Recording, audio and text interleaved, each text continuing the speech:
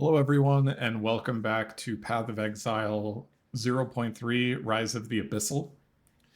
Today's build guide is going to go into my Flicker Strike Monk on Acolyte of Chayula using volatility, and it'll just be kind of an A to Z of what I've done so far.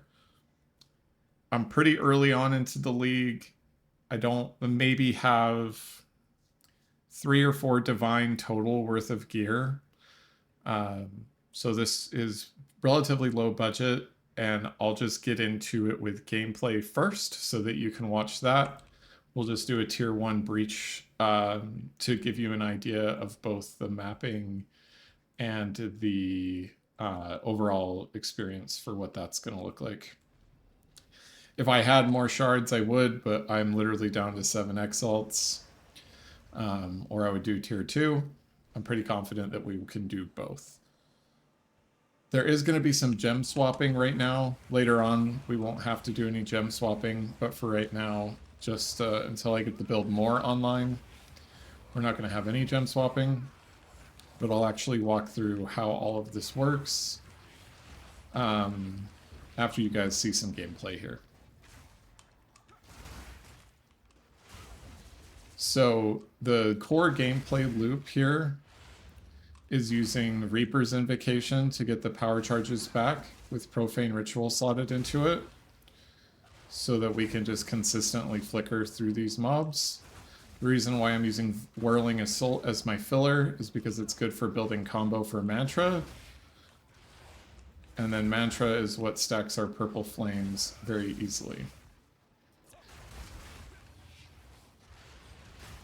The duration on Purple Flames is such that you'll be able to flicker the correct amount of times that would reset Mantra of Destruction without needing to use Whirling Assault again because of the buff to Mantra of Destruction. Normally we are just flickering, but because the breach spawns so slowly, I don't have mobs to flicker to.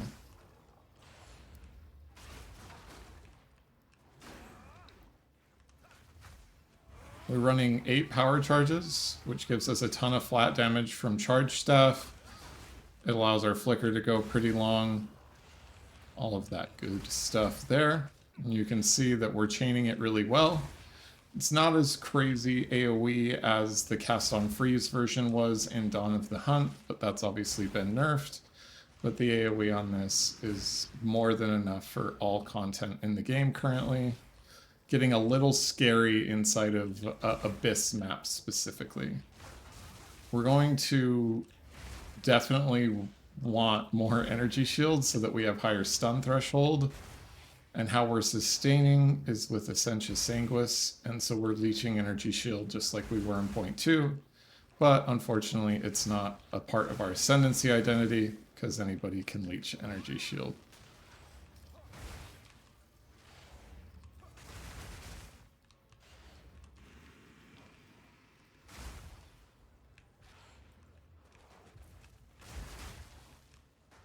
Our curse of choice for this setup is actually going to be Despair, because we have so much damage as extra chaos that most of our damage ends up being chaos rather than any other source of damage. We'll come back and pick all that up in a second. I just want to get straight into the boss. And one of the important things for boxing is Garakan's Resolve. This basically doubles our critical damage bonus. So we replace Hit and Run with Garakan's Resolve. We put Rage Forged in place of Rage, and we put Momentum in place of Toll's Stillness. Those are all the gem swaps that you'll be doing. There's no other skill swaps or anything else that you need to do. How we're gaining the power, the volatility here is through Unstable Bond anointed on our amulet. I'll actually show a walkthrough in the hideout for this so that you have a good frame of reference for that too. So what we're doing is we're just stacking up a bunch of volatility before the boss comes out. Get our charge staff rolling. So then we'll pop down our curse, detonate some of this, do a quick little spin, Mantra and Flick, and that was 3 million in under a second. So the boss damage is obviously excellent. I didn't even need to use Mantra of Destruction or Whirling Assault, but that's going to be what the top end of this build is going to end up looking like.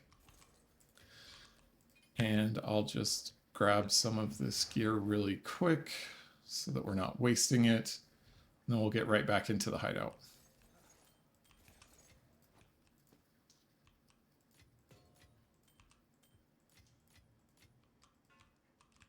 All right.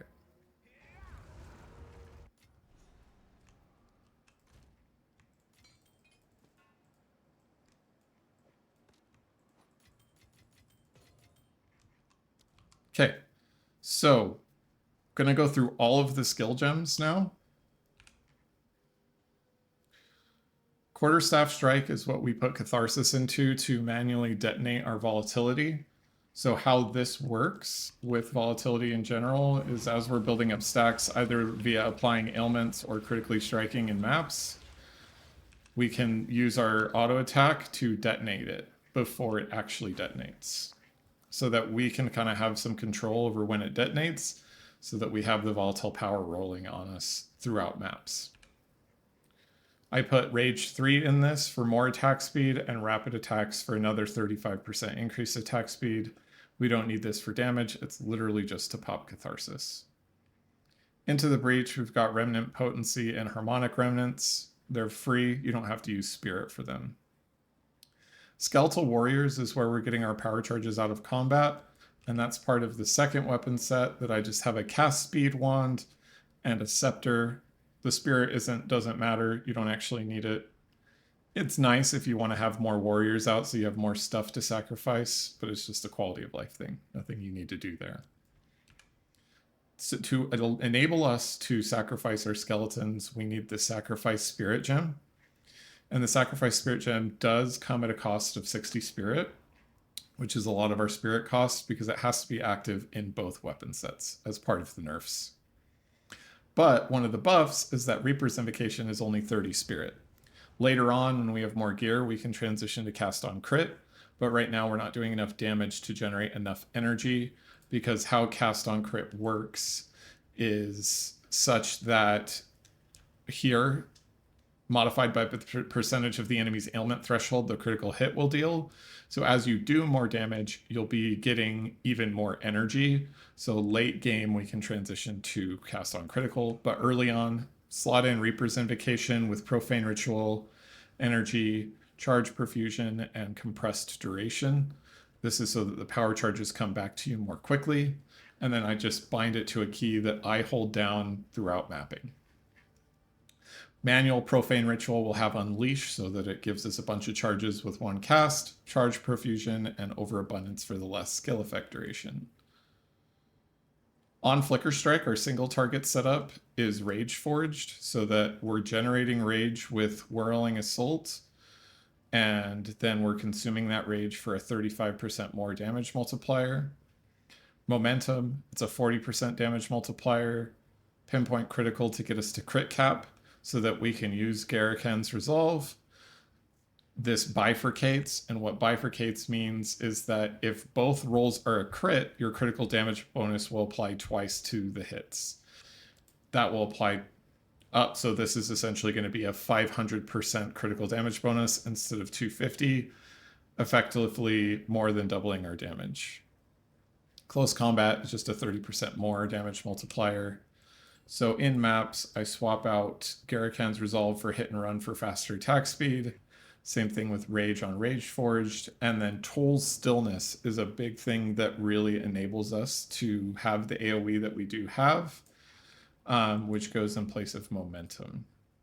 So what Toll's Stillness does is all the chaos damage that we're getting is extra. It's enabling us to freeze with it, and we get a little bit of chaos damage as the cold damage that we have on our staff. So Dream Staff is going to be the biggest DPS staff that you can possibly find, with melee skills, crit chance, and either attack speed or critical damage bonus.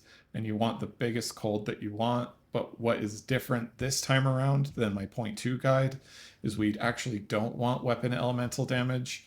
we want to actually be running just the highest DPS number that we can, because how damage is extra works is it's not multiplied by elemental damage or cold damage or any like individual damage source. It would just be the damage is extra source. So if that's chaos or cold or whatever this case, in our case, it's chaos, but we can't get increased chaos on a staff. So what we're going to be doing here is just looking for the biggest, meatiest flat damage as possible to make it so that our damage is extra is bigger, since we get into the 200% plus range as damage is extra. For runes in here, we're running just the damage is extra chaos. Charge staff is prolonged duration, withering touch mainly for bossing, volatility on crit, and pinpoint critical so that we're building more volatility in maps. Herald of Ice with elemental armament, magnified area, cold mastery. You can put Deadly Herald in if you have the extra spirit. I do. So this build only really needs 130 spirit to function.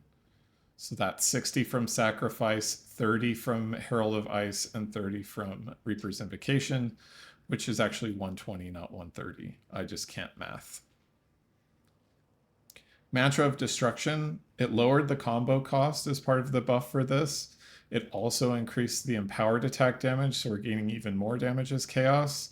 And then the buff duration when you cast it is 8 seconds, so you have an 8-second leeway to cast it and attack with it.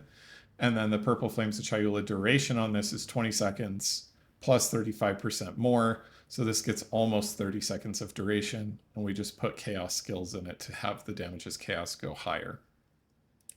Whirling Assault, it's our rage engine in maps, applying Withering Touch to bosses, getting more combo for the whole point of activating Mantra of Destruction, Ancestral Call for the same reason. And then on bosses, we were putting down Despair so our enemies have less chaos resistance. A lot of the same things as our point 2 idea. And now that we've gone through all of the skill gems, I'll go through just how to do it in maps so that you can see very easily. We'll just use a regular blue map here and go into Necropolis here for us to do this. But the main thing is you weapon swap, then you're casting Profane Ritual, and that's how you're getting your power charges. We'll hop into the map first so that you can see what this actually looks like. And so I'm just getting my power charges up to my cap. I use it. I go back, get some more power charges. And then I have 45 vol that's going to detonate. Then I just start flickering. In this case, I'll use this to get my Mantra of Destruction stacked up. We'll use it, and then when we attack, we have these permanent stacks almost. Not actually permanent, but you get the idea. I like to try to get up to 10, so now we're at 10, and now we can just hold F to proc Reaper's Mark the whole time. And then we can just fly through the map here, and we'll roll away.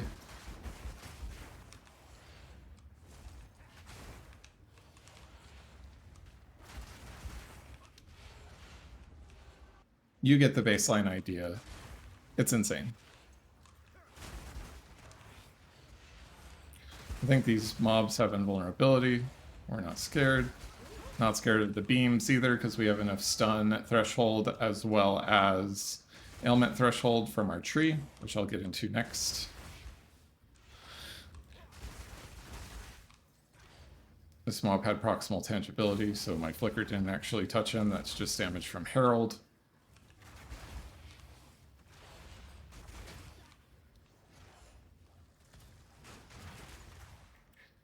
That gives you a good idea of how the map functions when you are running this. Now, we'll get into the gear and the passive tree now. So the gear that I'm running, I already kind of showed you my staff and my weapon swap setup. It just has a high crit chance staff so that you can crit cap easily. And then we don't need as much crit as before because Flicker's quality got changed to be 20% more critical hit chance. So we're easily capping Flicker. We have melee skills on here. Again, the archetype we're looking for, biggest DPS possible without the modifier of like increased cold or increased lightning. You know, those exist now. We don't want those. We just want the biggest physical damage and cold damage on here. So think 170% physical damage, adds 50 physical damage, adds 100 cold damage on the average costs, and then either critical damage bonus in tandem with critical strike or attack speed. You pick your poison. On our helmet, we always want +1 max power charges. Right now, I just have some rarity and some resistances on here. On our chest, you can go for Spirit on your chest or your amulet. Like I said, this build in its current state only requires 120.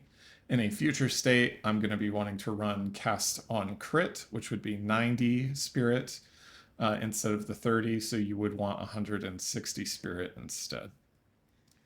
My chest is 550 ES with some Spirit, helmet 320 ES with res, power charge. You want melee skills and critical hit chance are the most important, but you want melee skills, critical hit chance, critical damage bonus, increased energy shield, and flat energy shield as the most important modifiers here. Essentia Sanguis is absolutely paramount to this. You could go for a life stacking version of this build and run evasion on all of this gear instead if you want. You decide how you want to deal with your defenses, but this was the best that I could come up with on short notice. This may transition over time, but for right now, we're rocking a nice pool of 3,700 ES, 1,400 life, getting us up over 5,000 effective HP. Right now, just running some resistances on this with stun threshold, which again is super important. Boots, just some res and baseline energy shield, movement speed. And then this is important. We want as much leech as life on rings as possible, and you want leech on mana as well. And right now we have some cold damage to attacks, some lightning. Nothing crazy. Like I said, my total spend on all of my gear is maybe 3-4 divs currently.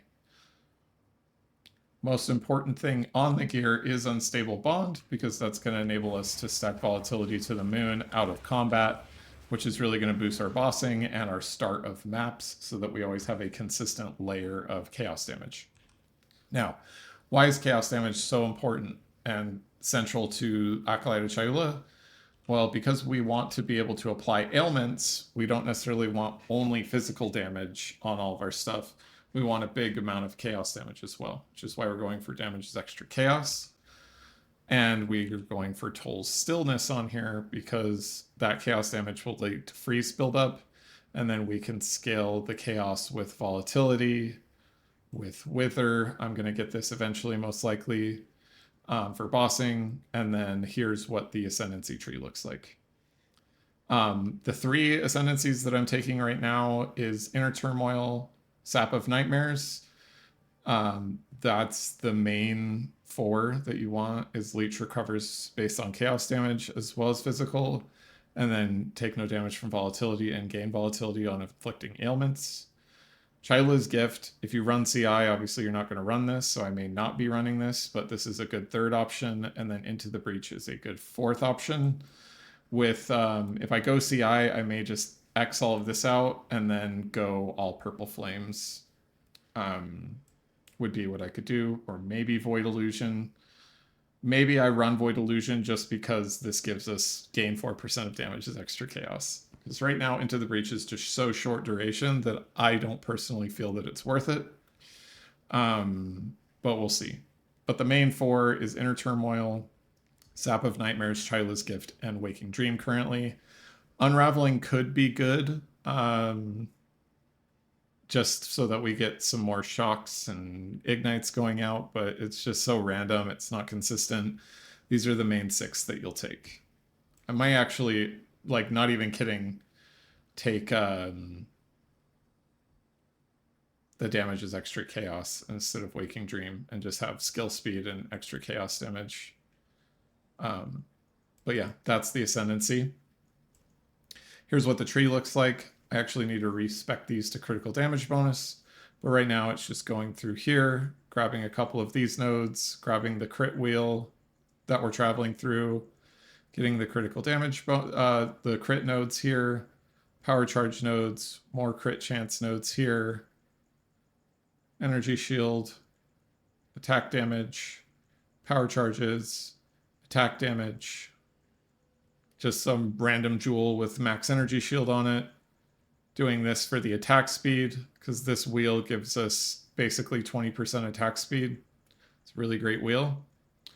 The crit stuff right here, I can probably unspec that now.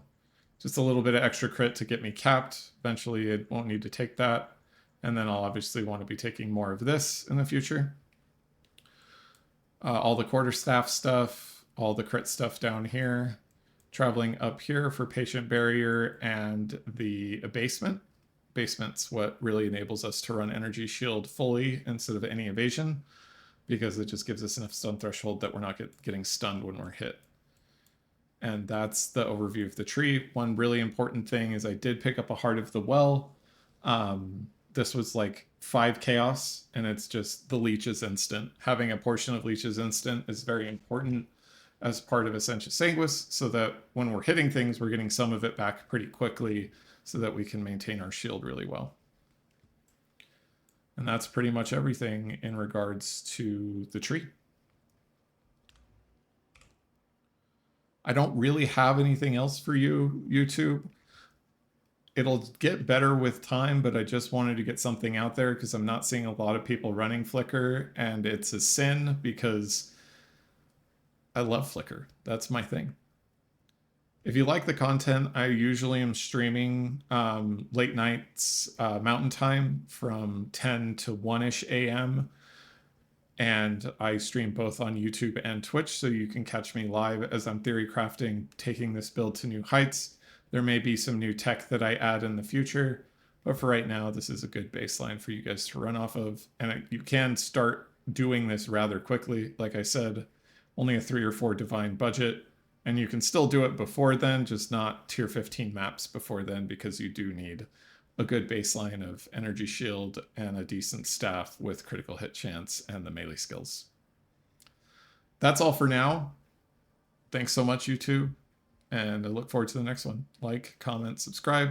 I respond to all the comments.